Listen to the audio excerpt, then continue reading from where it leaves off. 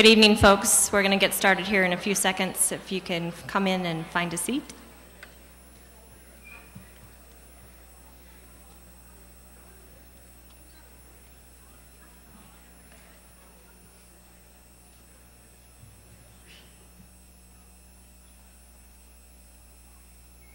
Thank you. Thank you for coming and welcome. As I walked in the room today, someone says we need to quit meeting like this, and I fully agree.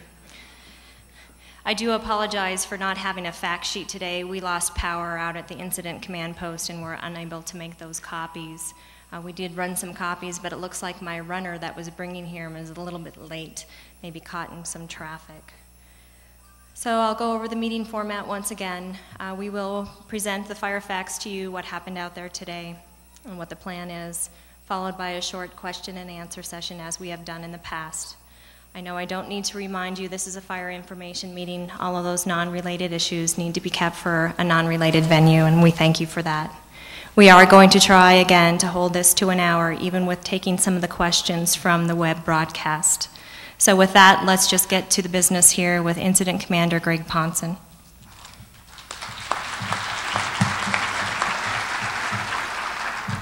And once again, good evening, everybody. And last night we talked about how today was going to be a bad day, and indeed, we have had our hands full right from about the time the sun came up. And I know that you know how windy this has been today and how difficult that's been for the firefighters, and it's kind of manifested itself in what we've seen here play out this afternoon.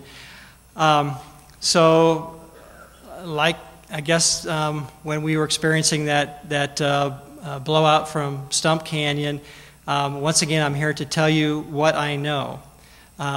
We will have more information as the firefighters come in, and of course once they catch this thing and we can actually get out there and map it. I've been told there is a tremendous amount of information going around via the internet and Twitter.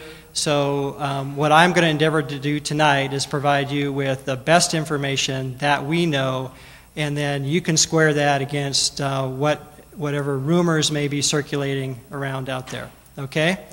So let's get started with first an explanation of what this map is, because this is not the fire perimeter. The red line that you see kind of embedded in this is actually the perimeter as of yesterday.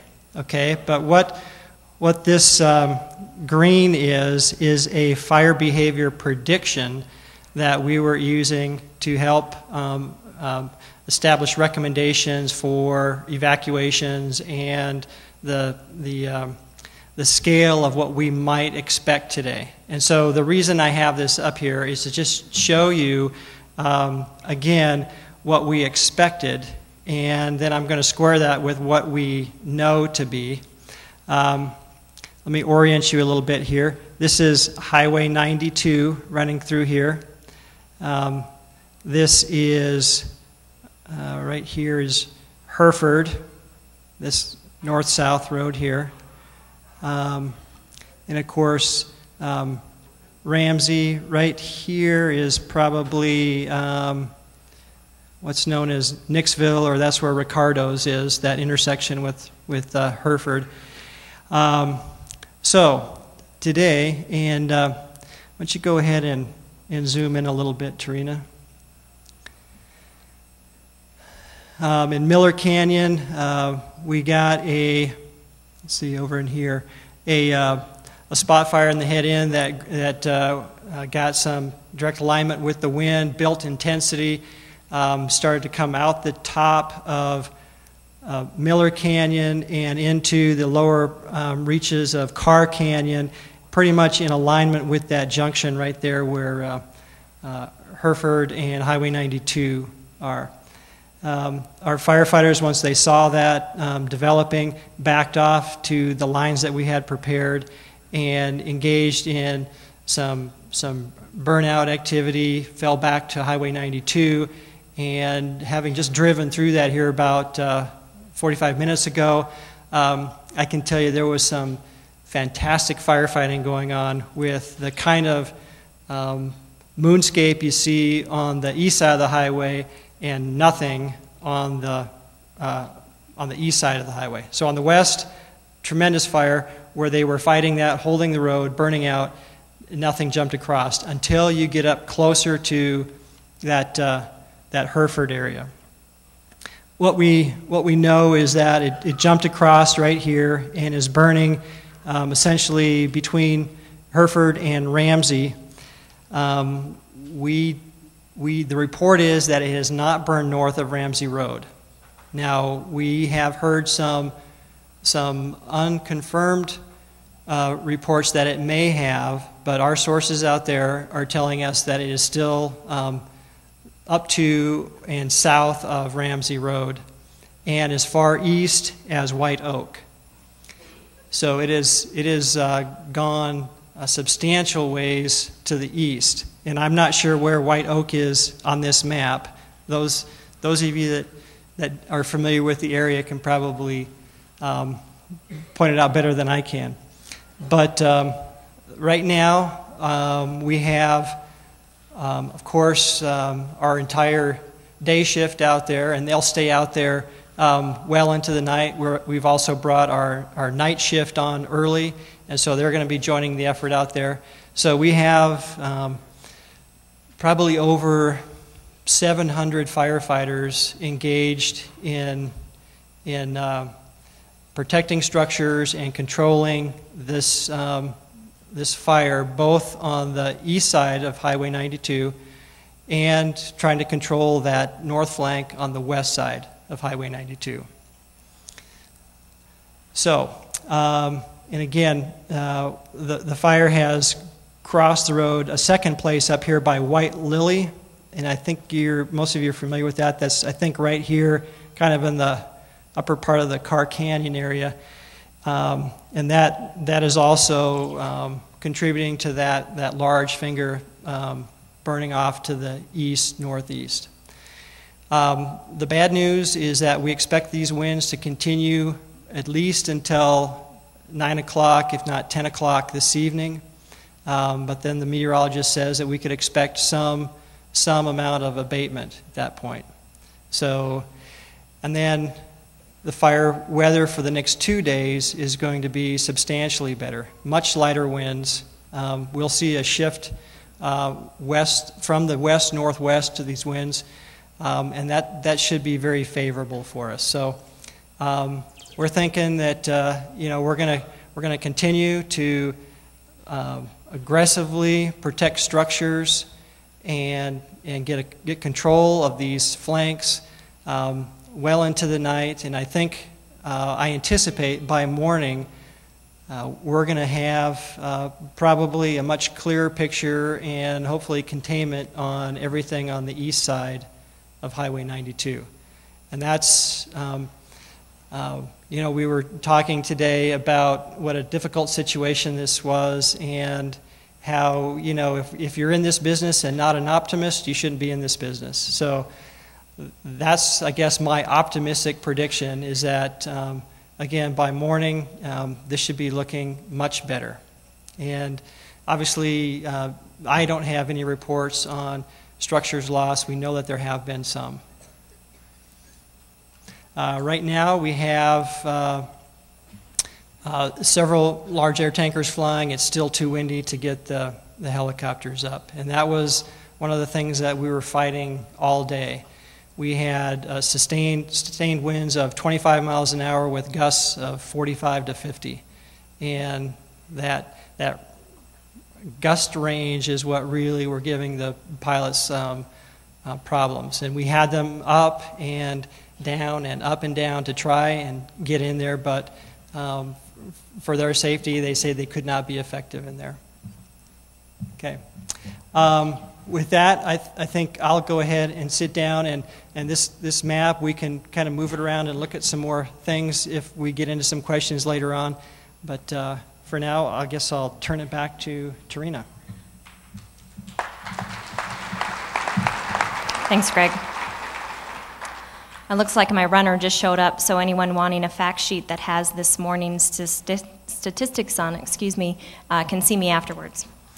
I'm sure you can appreciate that our operations guys are out there, so Greg covered that for them. So let's go with Chief Deputy Rothrock. Good evening, folks. Big meeting, you invited cops, and there's no donuts. I don't understand this. As you all know, the battle is going on down there, and we don't have a lot of definitive information for people. As Greg stated, structures have been lost. I don't have any idea as to how many. I'm hoping that it is minimal, of course, and we will be working diligently to try and put that information together.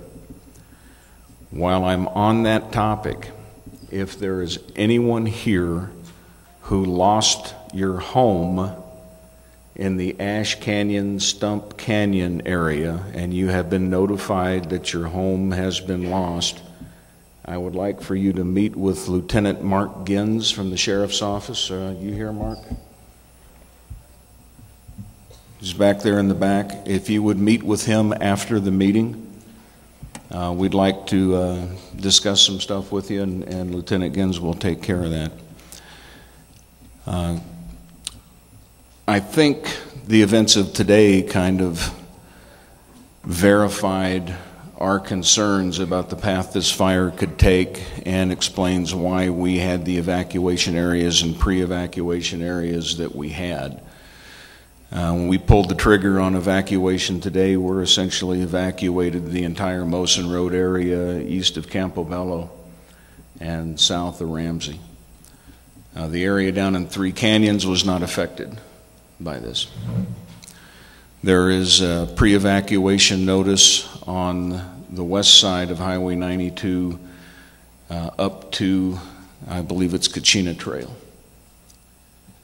At this time, we don't have a lot of definitive information. We're going to be meeting with our partners at Incident Command, determining threat levels, and trying to get a grip on where we're going. So I'm going to ask you to be patient, keep tuned to the radio, the internet, and we'll try and get news out to people as soon as we can about when you can go home. For the past several days, we have been doing our best to accommodate people that had special needs to go back to their home within evacuated areas, etc.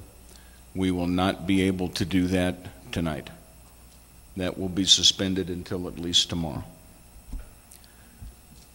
And I guess on the good side of things, even though that fire came out of there and it's jumped the highway and the battle's still going on, it didn't jump the highway the way it would have liked to.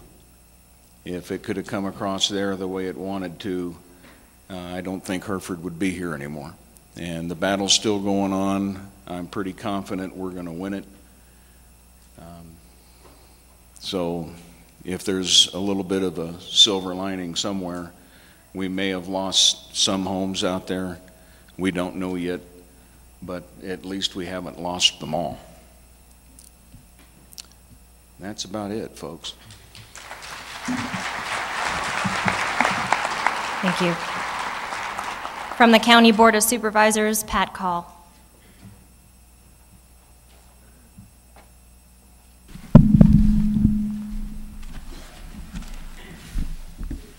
Good evening. Lots of things are going on. Obviously, as far as anything being destroyed, we know that Ricardo's is down. We know that Nick's Place is down. We know that Lone Star is still standing. Post Office is still standing.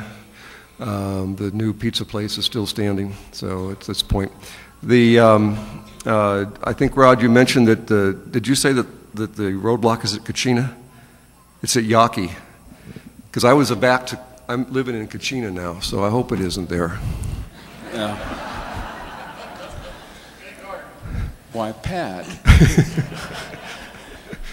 No, there's an area of pre-evacuation notice, just to warn people.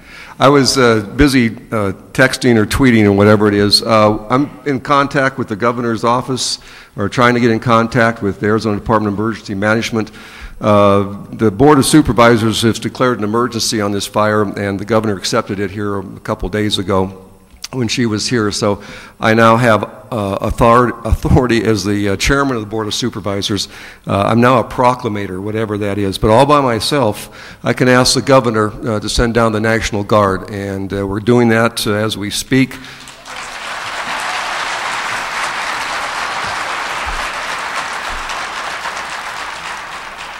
It's the closest I came to a standing ovation in my life. In any case, I've been in contact with our administrator and the legal department. I do have the authority to do that. The governor's made said it's okay, or her department said it's okay, so we're going to move on that. And primarily, the National Guard is going to be used for security. As if this gets into more homes and things, there's just not enough law enforcement personnel, so hopefully we'll be able to use them for that. Additionally, I think I mentioned it last night, but we've come a bit further on this by now. As people move into the areas that were hit the hardest by the fire, the Ash Canyon area and the Stump Canyon area, the county is going to have roll-offs in those areas, and we'll have a way to come up with a voucher system so that you won't have to pay anything or you'll get reimbursed or whatever. We're still working on that, but that will happen. There's also, we're anticipating the other side of this, that there will be an outpouring of offers and volunteers to help people get back to normal and those sorts of things. The county's working now on trying to put together or coordinating that effort so that it starts to move smooth once people start moving back into their homes.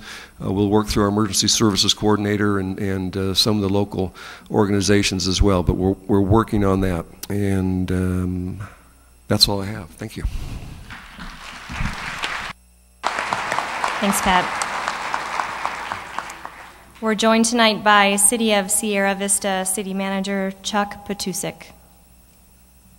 Tarina, this is the first time I've had the opportunity to be up here to speak to you, and I wish I didn't have to do that. But in keeping with Greg's goal of putting out good information to everybody, I just want to let everybody know what we're doing. We have stood up our Emergency Operations Center that is working out of your police department, and it looks like we're working on setting up a joint public safety center there starting tonight. We've also set up a joint communications center that is operating out of City Hall, and we have all federal and local entities working together with Fort Huachuca folks to answer phones and give out information to people. The number for that is 1-800-288-3861. And be patient. Those phones have been humming all day long, both days that it's been stood up. So we'll keep working that. There's a lot of people there working those phone lines to try to get you information. The best thing about that arrangement is all entities are working together. So all information that's coming in from the field, from the incident command team and the public safety folks in the field is all being vetted through that communications center. Once everybody agrees that's the good information to get out there, that information is being posted at www.sierravistaaz.gov, and that has all the latest and hopefully best information out there that you can access. As well, it's also on Channel 12. Cox Communications has been working with us on that, and all that information is being posted on Channel 12 as well. So you should be able to get good information there. We're also working with the Sheriff's Office as well to get that information out there. There's a lot of firefighters, both from the federal side and local folks, as well as police and sheriff's officers out there. And I can tell you from sitting in the Emergency Operations Center, those people are working their tails off out there on your behalf, and it's amazing to sit in there and listen to the reports coming in and all the things going on. And you know, sometimes it sounds like a war zone out there, but I know they're working very, very hard, and they're going to try to get this knocked down on your behalf. So we have that going on as well. In terms of the media, we're reopening our library tomorrow. I had to shut it down over the weekend, not so much because we needed to shut down the library, but because I needed the staff from the library and my Parks and Leisure Services folks to help man the shelters, man phones, and do other tasks related to the emergency. We will be reopening the library tomorrow because we know there's a bank of computers in there and there are people there that can't access the internet, and we want to make sure people can get in and try to do that as best they can. We'll also be housing the media there, and the lobby will be set up as a physical information area as well if people want to come to the library. And that'll start normal hours, I believe, at 10 tomorrow morning. We'll be started with that. Also, the programs related to recreation, summer recreation for the kids and the sports programs. We know there's a lot of parents that are worried about their homes and evacuating and all that. We recognize that, and we want to start running those programs. Again, tomorrow, I believe, we'll be running the summer program over at the Bella Vista School. I think Huachuca Mountain's probably a little too close to the action. We had to evacuate that the other day, so that'll be at the Bella Vista School, and the sports camp, I believe, is running at Apache. And my folks watching on TV back at the EOC will kill me if I don't get the right information out, but that's the information that we have right now. All other city services are up and running, so normal trash service and all those things will occur. We don't have any hard evacuations within the city limits thus far. There are some pre-evac areas on the south side of town. Those could expand to the east side of town depending on the behavior of the fire. We'll be watching that, getting that information out. We're using our reverse 911 system, so there's a lot of phone calls that'll be going out through there in the event that you are in an evacuation area. That is prioritized by way of hard evacuation first and then pre-evacuation after that. So please don't hesitate to call 800-288-3861 or visit sierravistaaz.gov for any information related to the fire.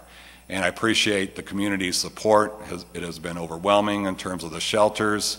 We anticipate more shelter people needed because of the fire. We asked them to come to Buena if at all possible. We believe Apache will be full, and if we need more, we will stand up more shelters if need be. We're working closely with the Red Cross, and it's a great place. If people want to volunteer, just come to one of the shelters, and I'm sure there's people there that can find a way to put you to work. So we do appreciate that. All the donations, all the support, the water, the food that's going out to the firefighters as well as to the evacuees has been tremendous, almost overwhelming, almost too much. And the restaurants in town and everybody have just been donating food, and I just can't tell you how proud I am to live in this community and serve as your city manager.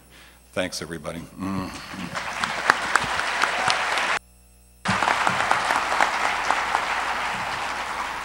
Thank you, Chuck. And that 800 number that he did give out is the same 800 number that has been published on the fire fact sheet that you've received the last couple nights. And on behalf of the team, Chuck, I'd like to thank you very much for helping us with those facilities to get the information out to the people that need it. Next, from the SSVEC, Jack Blair.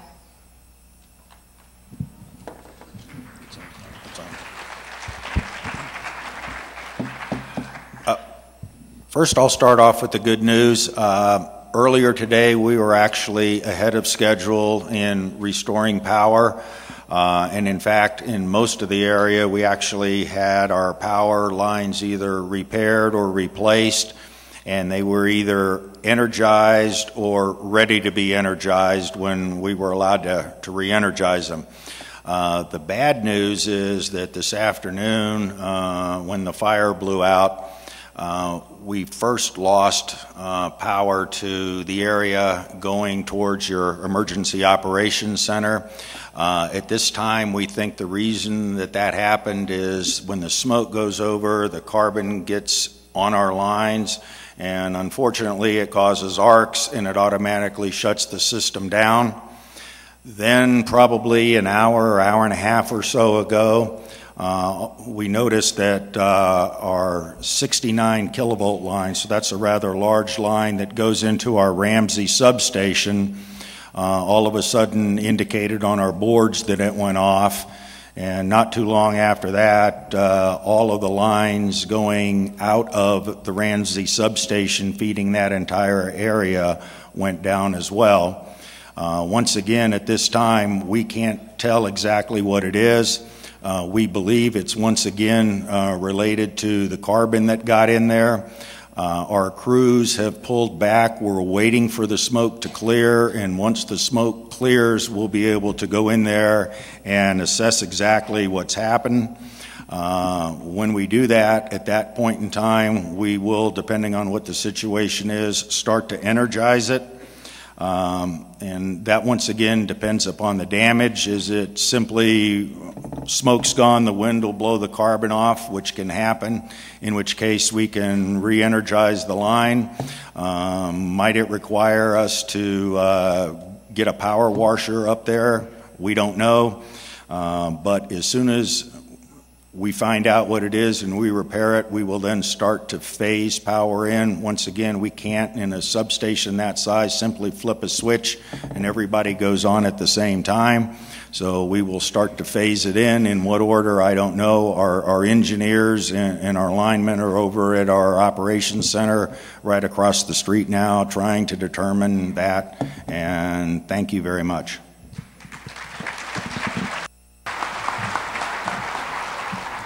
Thanks, Jack. We'll go with the agency administrators from the Forest Service. Forest Supervisor Jim Upchurch. Well, I wish we could come to you with better news, and I know that everybody is wanting to get back home and to get back to normal life. As we said in the first meeting that we had, this could be a long-term event, and as this fire keeps creeping to the north, it just looks like we're going to have to try to manage this for a little bit longer in a way that is not what we were hoping for as far as keeping it small and further to the south. But it's going to be a challenge as we go forward. So I just want you to all be aware that this is something that could go for a little bit longer. Nationally, the South and the Southwest are at the highest level of resources being used, but in the North, there's still quite a few resources, and so if we need additional resources, we can get them to this fire. As you may have heard in the media or read, or as I said yesterday, this is the highest priority incident in the United States, and so it will get all the resources that we need, so that shouldn't be an issue. We ordered up another team, not for this particular incident, but for looking at the entire Coronado National Forest, and I was meeting with them this morning in Tucson to look at the bigger picture of the whole forest and what we need to look for as to what kind of preparations do we need for the next 4 to 6 weeks, because the forecast is still not showing a pattern setting up for monsoon rains.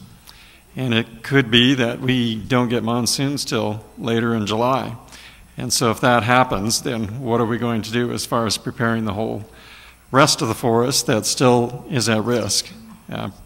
We still have other mountains like Mount Lemmon and Mount Graham that have a lot of resources and values at risk that we need to be thinking about as well. So all these things are coming about, and we just need to figure out a strategy and how we're going to pre-position forces and get folks in the right place.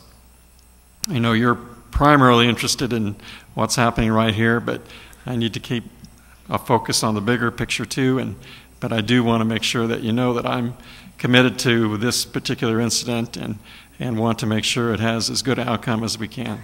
But I thank you for your presence, your interest, and we hope that things will go as well as possible. Thank you.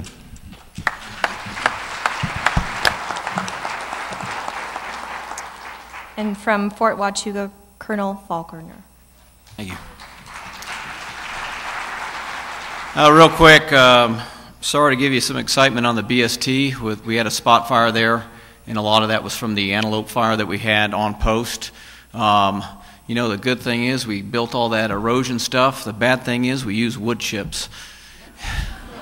Go figure, the stuff that we procure. It was the lowest bidder, though.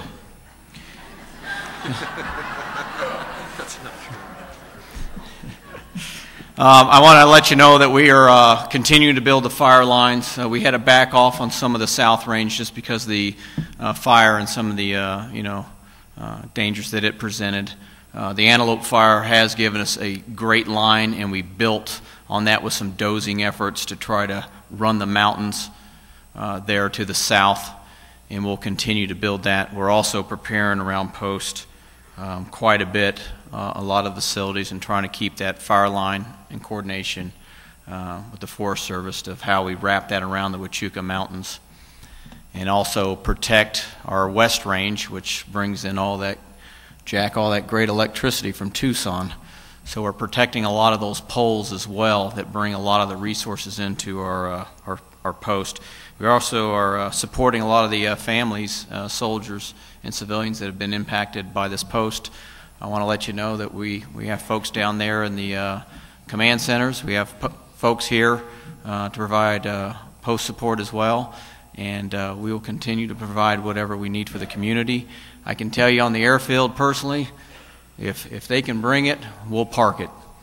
And we've got, you've seen it, we've got about every helicopter and aircraft that's sitting at Libby Army Airfield, and we've got all the water and slurry that they can take. And I know as soon as the weather breaks, they'll be able to fly, but I can guarantee that there won't be an air traffic control shortage or ability to launch those aircraft to fight this fire. We are also supporting as well the DPS folks as well on post, and we've also requested the Army to send, we need some more military police to help out, and also some firefighting capability from some of the other western regions, Fort Bliss, Yuma. They can come out there and backfill us, because as we are backfilling some of the city personnel with firefighting capability, we also need to be sure that we backfill ourselves there on the installation. And I just want to thank everybody. This is probably not the Father's Day that anyone wanted in this audience, but I just want to thank everybody for all the work and support you're doing, and you have the full commitment of the United States Army in Fort Huachuca. Thank you.